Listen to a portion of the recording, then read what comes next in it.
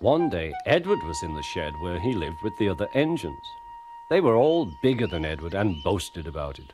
"The driver won't choose you again," said Gordon. "He wants strong engines like us." But the driver and fireman felt sorry for Edward.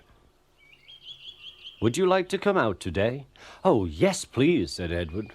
So they lit his fire, made lots of steam, and Edward puffed away. The other engines were very cross at being left behind.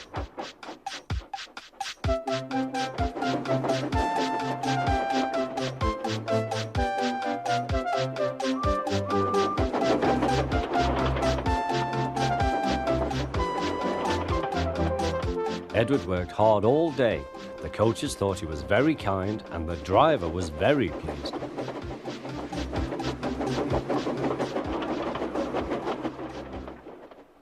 "I'm going out again tomorrow," Edward told the other engines that night. "What do you think of that?" But he didn't hear what they thought, for he was so tired and happy that he fell asleep at once. Next morning, Edward woke up to find nothing had changed. Gordon was still boasting. "You watch me, little Edward, as I rush through with the express. That will be a splendid sight for you. Goodbye, little Edward. Look out for me this afternoon."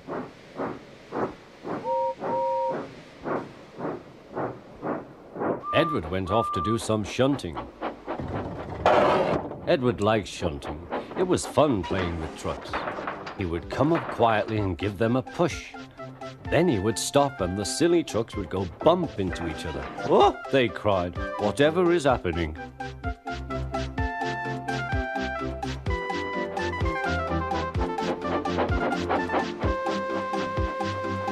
Edward played till there were no more trucks.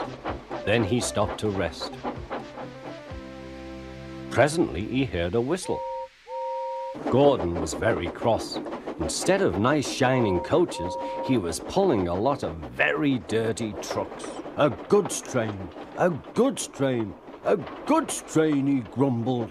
"The shame of it, the shame of it, oh, the shame of it." Edward laughed and went to find some more trucks. Then there was trouble.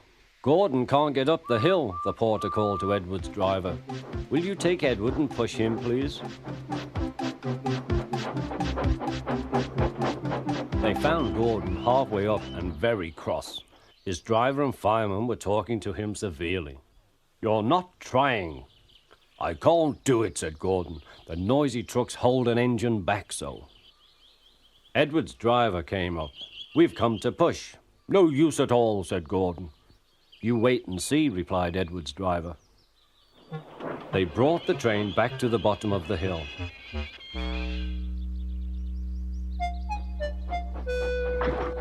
"I'm ready," said Edward. "No good," grumbled Gordon. They pulled and pushed as hard as they could.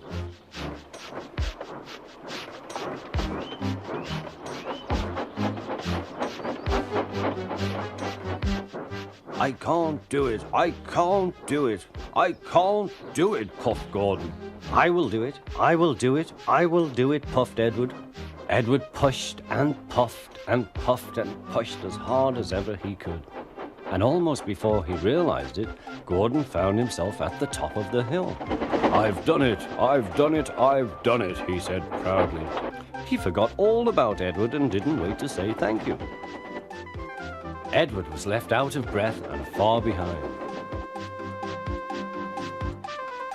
He ran on to the next station, and there he found that the driver and fireman were very pleased with him. The fireman gave him a nice long drink, and the driver said, "I'll get out my paint tomorrow and give you a beautiful coat of blue with red stripes. Then you'll be the smartest engine in the shed."